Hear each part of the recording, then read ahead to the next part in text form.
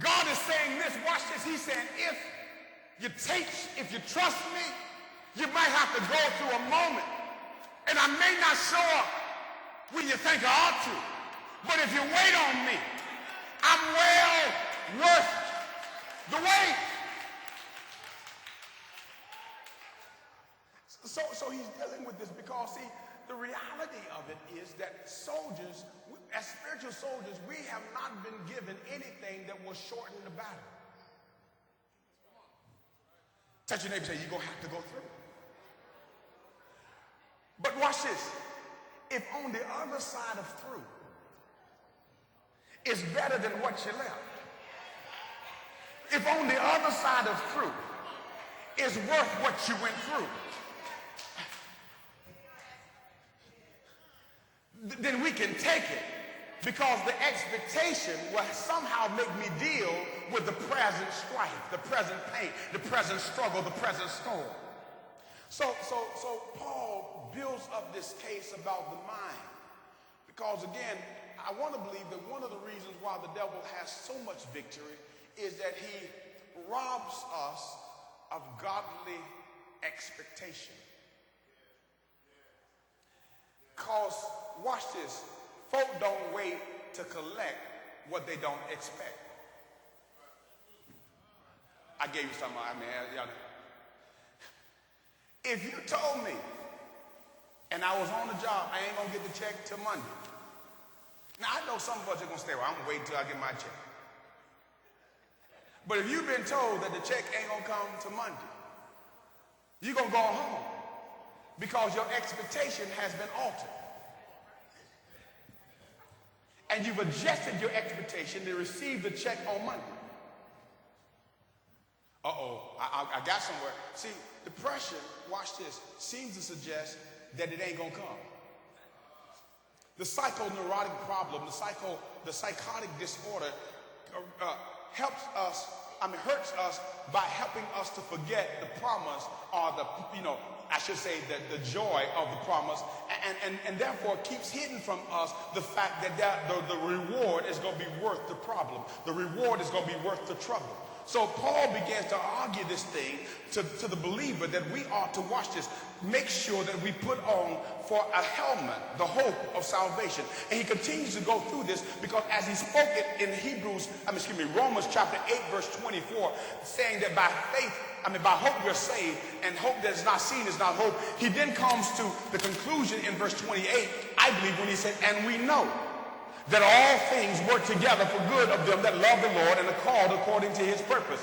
Which lets me know that while trouble may happen, if God is for me, then God is going to take the trouble in some kind of way, transform the trouble in a way of a trophy of triumph to let me know his power can get me through any situation. For all things work together for good to them that love the Lord and are called according to his purpose. I don't know how long I need to tarry here, but all do mean all. All means even the stuff we don't understand, God's working it out. All means the stuff that folk are calling us names for, God is working it out. All means the situations for which I have no solution, God is working that thing out.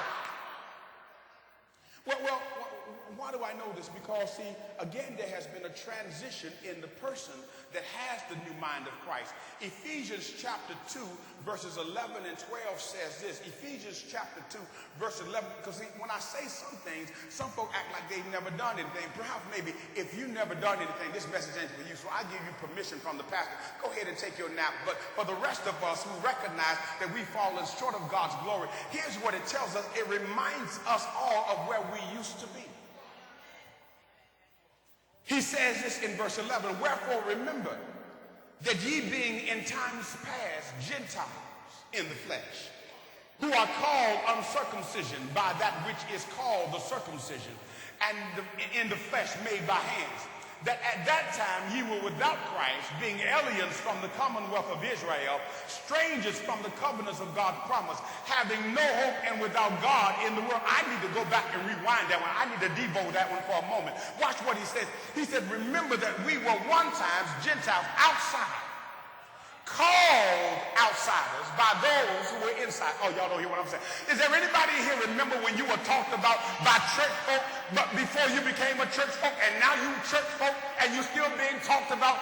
church folk, watch this what he said. He said, there's some things you need to remember. You ain't always had it like this. You ain't always been where you are. For we who are outside the covenant of God were without Christ, without hope, without God. Now, you can't tell me I got to act the same way. That now that I got something, and I compared to when I didn't have something. I didn't have God, but now I got God. I didn't have hope, but now I got hope. I did not have Christ, but now I have Christ. Something has to change when I understand the assets that I have, because what I have now has given birth to hope. Strangers, he says, from the covenant of promise. I like that. I like that. See, strangers, foreigners. When you're a foreigner, that means you're not a, you can't claim some things. It's like right now, if the Delaney's get a large sum of money in their, family account.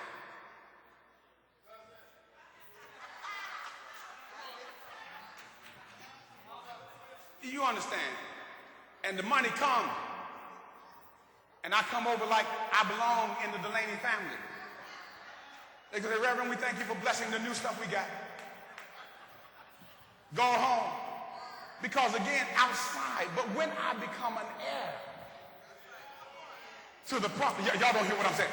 When I got ownership to what God has promised, you got to understand, I'm no longer relying on what I got. Yeah, my change is strange, but my connection is out of this world. You got to understand, as long as I have God in my life and he owns the world, everything he got, I got by covenant. Okay, here it is.